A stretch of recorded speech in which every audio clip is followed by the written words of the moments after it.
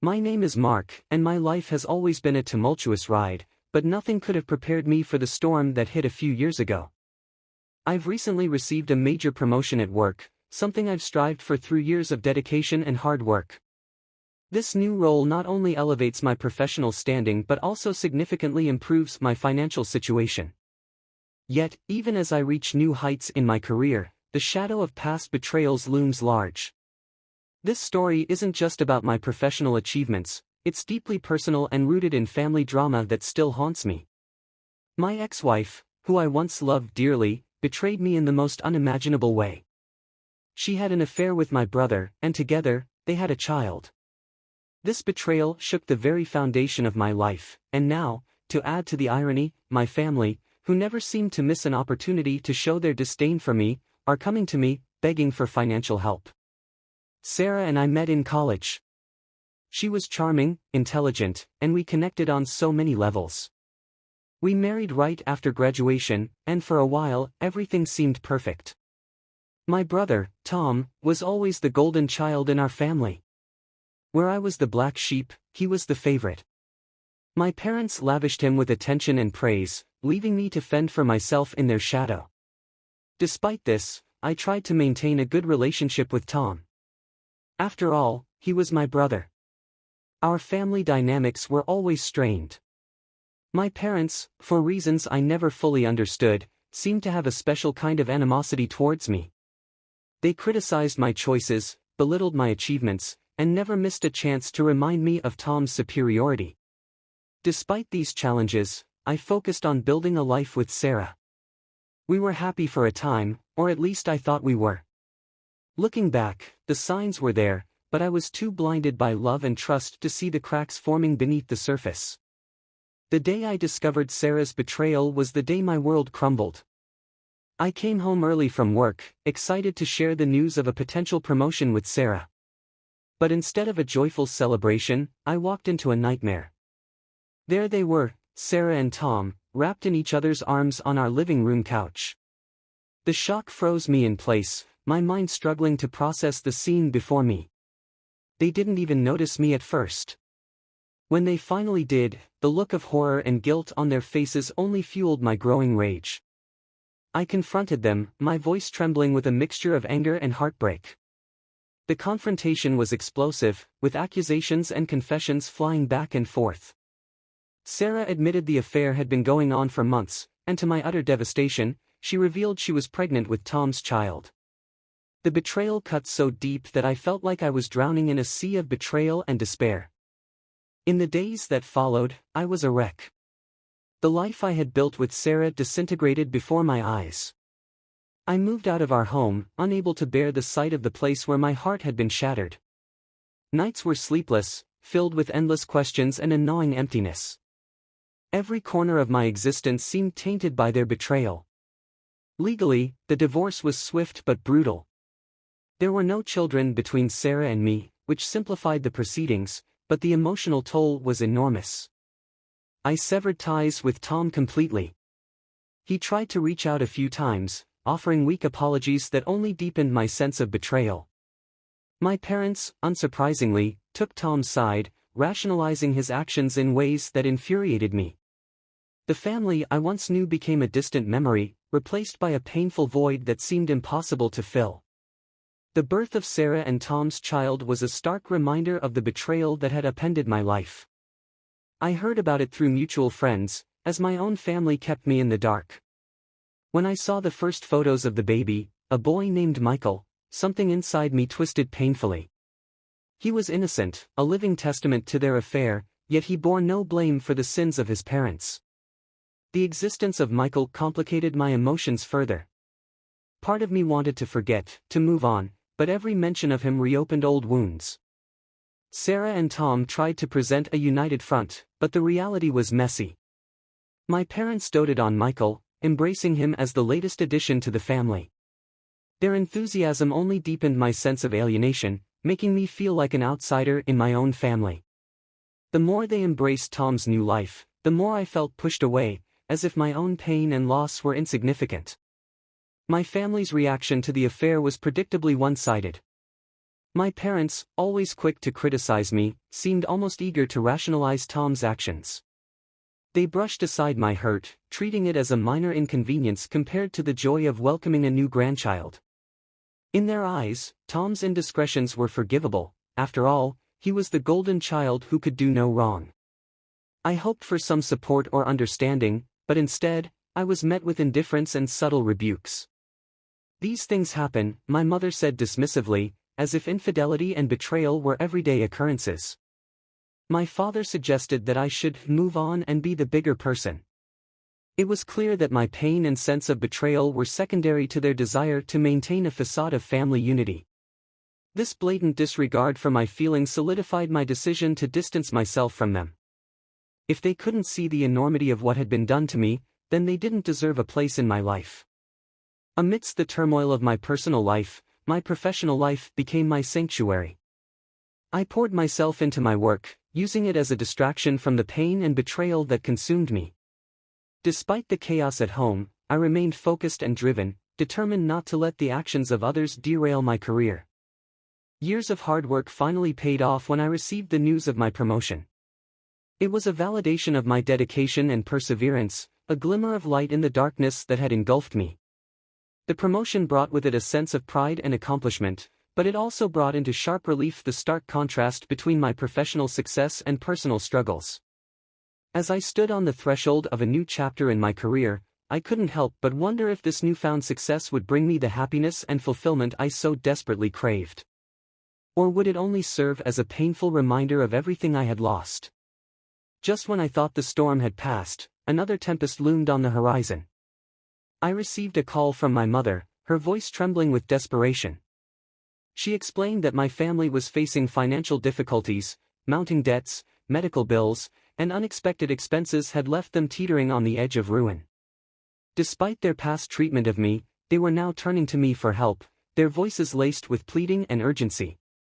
It was a surreal moment, standing at the pinnacle of my career while my family, who had always looked down on me, begged for assistance. Part of me wanted to turn my back on them, to walk away and leave them to fend for themselves. But another part, perhaps the remnants of the familial bond that once tied us together, felt a pang of guilt and obligation. The request for financial help ignited a fierce internal conflict within me. On one hand, there was a part of me that yearned to lash out, to finally voice the years of pent-up frustration and anger. How could they have the audacity to ask for my help after everything they had put me through? The wounds of their betrayal were still raw, the pain still fresh, and the idea of coming to their rescue felt like a bitter pill to swallow. Yet, amidst the anger and resentment, there lingered a sense of familial duty, a sense of obligation ingrained in me since childhood. Despite their flaws and failings, they were still my family. Could I really turn my back on them in their time of need? The thought gnawed at me, chipping away at the walls I had erected to protect myself from further hurt. In the end, it wasn't just a question of money, it was a question of forgiveness, of healing old wounds, and of finding closure. But could I truly find it in myself to forgive them, to let go of the pain and anger that had consumed me for so long? It was a decision that weighed heavily on my heart, one that would shape the course of my future and redefine my relationship with my family forever. As I grappled with the decision weighing heavily on my mind, I found myself reflecting on the past, on the tumultuous journey that had led me to this moment. Memories flooded back, each one a painful reminder of the betrayals and disappointments that had scarred me deeply. I remembered the countless times I had tried to earn my family's approval, to win their love and acceptance, only to be met with rejection and disdain. I remembered the sacrifices I had made, the compromises I had endured, all in the futile hope of earning a place in their hearts. And yet, no matter how hard I tried, it was never enough. But amidst the pain and heartache, there were also moments of strength and resilience, moments where I had stood tall in the face of adversity, refusing to be defined by the actions of others. I had built a life for myself, a life filled with purpose and meaning, despite the obstacles thrown in my path. And now, as I stood at this crossroads, I realized that I had the power to choose my own path, to forge a new future, free from the shackles of the past. The decision I faced was not just about whether to help my family in their time of need, it was about reclaiming my own agency, about asserting my worth and value as a person. It was about acknowledging the pain of the past, but refusing to let it dictate the course of my future. And as I pondered these thoughts, I knew that whatever choice I made, it would be a reflection of the strength and resilience that had carried me through the darkest moments of my life. After much deliberation and soul-searching, I finally made my decision. It wasn't an easy one, nor was it made lightly, but in the end, I knew it was the right choice for me. I would help my family, not out of obligation or guilt, but out of a sense of compassion and empathy. Despite their past transgressions, they were still my flesh and blood, and I couldn't turn my back on them in their time of need. But my decision came with conditions. I made it clear to my family that my assistance would come with strings attached, that they would have to acknowledge the pain and hurt they had caused me, and that they would have to make a genuine effort to mend the fractured relationships that had been damaged by their actions. It was a tall order, and I wasn't sure if they were capable of meeting it, but it was a risk I was willing to take. As I reached out to offer my help, a weight lifted off my shoulders, a burden I had carried for far too long. In that moment, I felt a sense of liberation, as if by extending a hand to my family, I was also extending a hand to myself, a hand reaching out towards forgiveness and healing. Whether or not they accepted my terms remained to be seen, but for the first time in a long time, I felt hopeful, a glimmer of light amidst the darkness that had engulfed me for so long. The conversation with my family was tense, to say the least. There were tears, accusations, and long-simmering grievances brought to the surface.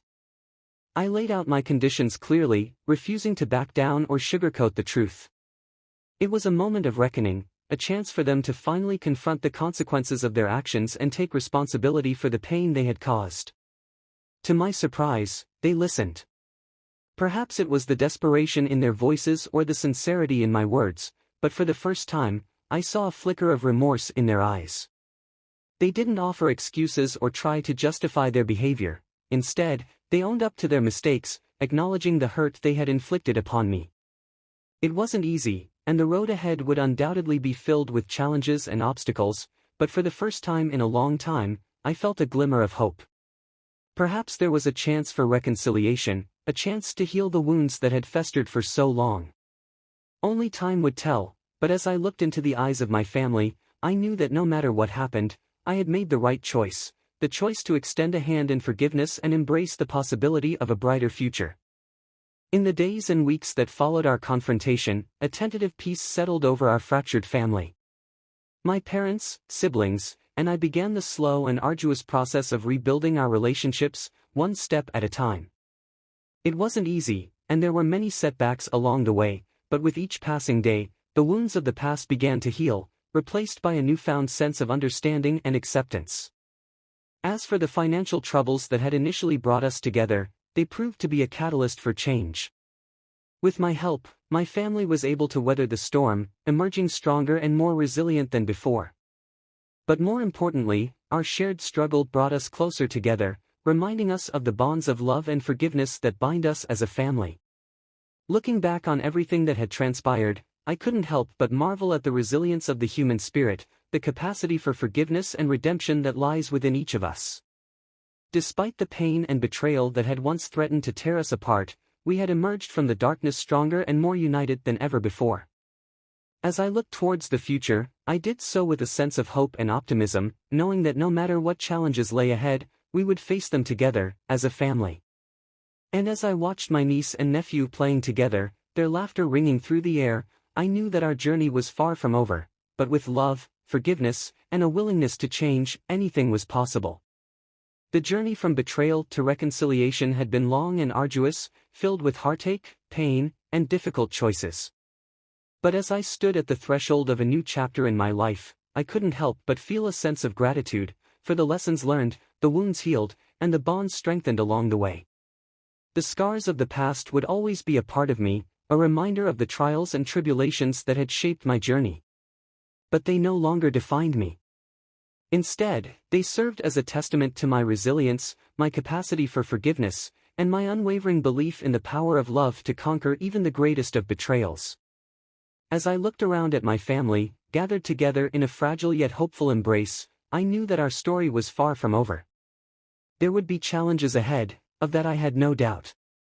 But we would face them together, armed with the knowledge that no matter what trials life may throw our way, we would emerge stronger, wiser, and more united than ever before. And so, with a renewed sense of purpose and determination, I stepped forward into the unknown, ready to embrace whatever the future held, secure in the knowledge that no matter what may come, I would face it with my family by my side. For in the end, it was not the betrayals or the hardships that defined us, but the love, forgiveness, and resilience that bound us together as a family, now and forevermore.